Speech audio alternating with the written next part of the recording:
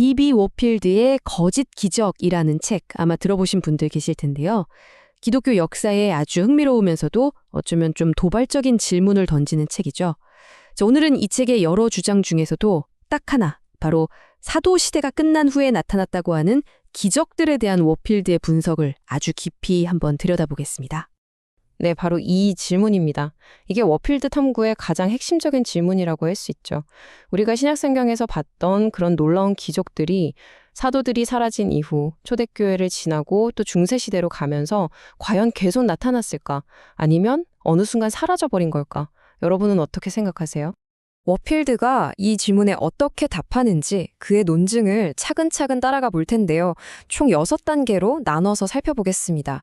먼저 이 질문이 왜 계속 제기되는지부터 시작해서 실제 역사 기록은 어떤지, 또 그 기록을 남긴 교부들의 말 속에는 어떤 모순이 있는지 살펴볼 겁니다.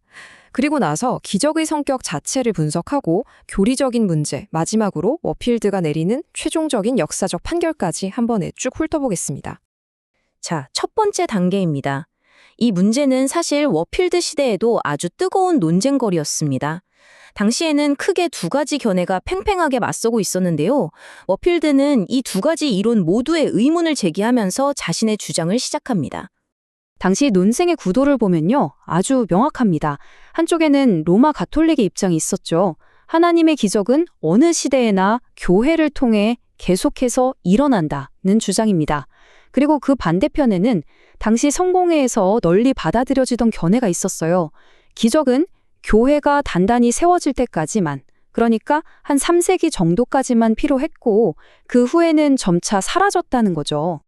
자, 그렇다면 워필드는 이 기적은 점차 사라졌다는 주장에 대해서 뭐라고 할까요? 여기서 그는 아주 강력한 카드를 꺼내드는데요. 바로 실제 역사 기록 그 자체입니다. 이 기록을 살펴보면 점진적 중단설이 좀 이상하다는 걸 알 수 있거든요. 워필드에 따르면요, 역사 기록을 보면 우리가 보통 생각하는 것과는 정반대의 그림이 그려집니다. 사도시대가 끝나고 나서 오히려 기적에 대한 기록이 거의 사라지는 침묵의 시기가 있었다는 거예요. 그러다가 시간이 흐를수록 특히 4세기 이후로 가면 갑자기 기적에 대한 기록이 말 그대로 폭발적으로 늘어난다는 거죠. 점점 줄어든 게 아니라 오히려 점점 늘어났다는 겁니다. 이 부분에 대한 워필드의 말을 직접 한번 들어보시죠. 그는 아주 단호하게 말합니다. 사도시대 이후 처음 50년간은 기적에 대한 증거가 거의 없다. 오히려 4세기가 되어서야 풍부해지고 5세기 이후에는 더 많아진다. 이게 뭘 의미할까요? 기적이 자연스럽게 사라졌다는 이론과는 완전히 다른 이야기잖아요. 자, 여기서부터 워필드의 분석은 한층 더 깊어집니다. 그는 단순히 기록의 양만 보는 게 아니라 그 기록을 남긴 당사자들, 바로 초대교회 교부들의 글 속으로 파고 들어가서 아주 흥미로운 모순점을 발견해냅니다.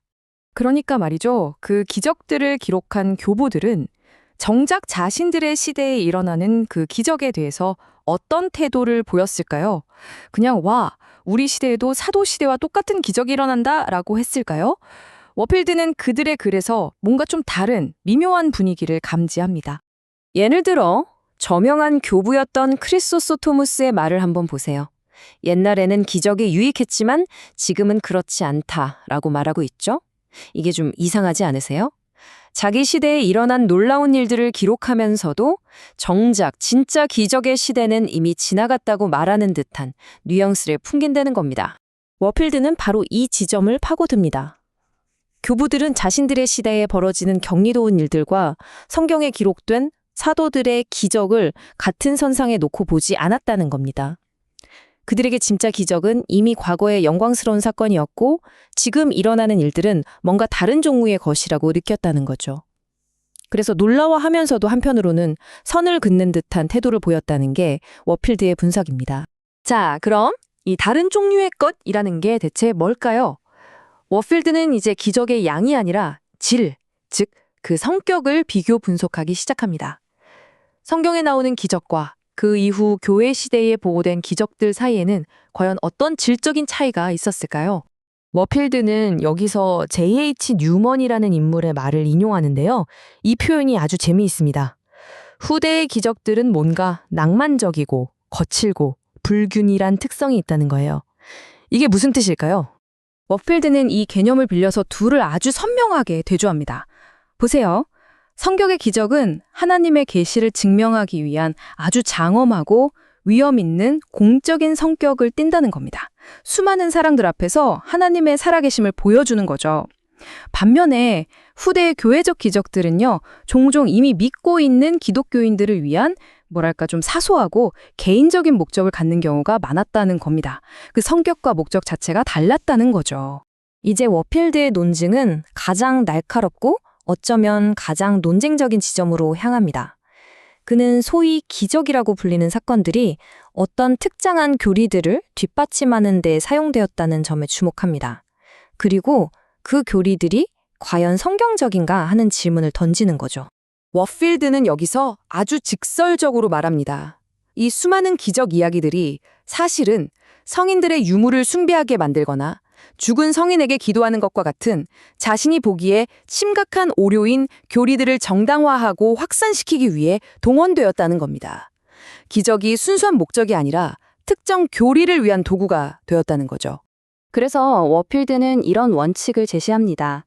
이건 그의 주장에서 정말 중요한 부분인데요. 부패한 교리는 거짓된 기적을 파괴한다. 즉, 어떤 기적이 성경적이지 않은 교리를 지지하기 위해 일어났다고 주장된다면 그 기적의 진실성 자체를 의심해 봐야 한다는 겁니다. 마치 법정에서 증인의 말이 다른 명백한 증거와 충돌할 때 그 증언의 신빙성이 떨어지는 것과 같다는 거죠. 이제 모든 조각들이 맞춰졌습니다. 역사 기록의 패턴, 교부들의 모순적인 태도, 기적의 성격 변화, 그리고 교리적인 문제까지. 이 모든 것을 종합해서 워필드는 마침내 이 수많은 경이로운 이야기들이 어디서부터 왔는지에 대한 최종 판결을 내립니다. 워필드의 결론은 정말이지 충격적일 만큼 단호합니다. 한마디로 이거죠. 사도시대 이후의 기적 이야기들은 기독교 신앙의 순수한 발전 과정에서 나온 게 아니라 당시 사회에 널리 퍼져 있던 이교도적인 생각과 미신이 교회 안으로 스며들어온 결과물이라는 겁니다. 그럼 그 이교도적인 사고방식이 도대체 어떻게 교회 안으로 들어왔을까요? 워필드는 몇 가지 구체적인 통로를 지적합니다.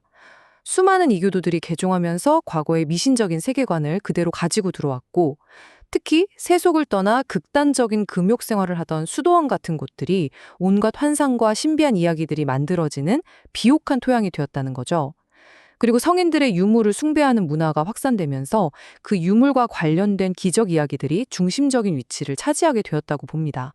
수도원주의에 대해서는 워필드가 로버트 레이니라는 학자의 말을 인용하는데요.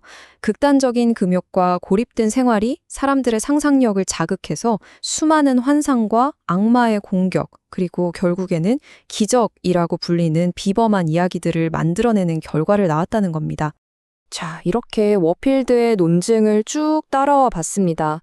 결국 그가 우리에게 던지는 마지막 질문은 바로 이것입니다.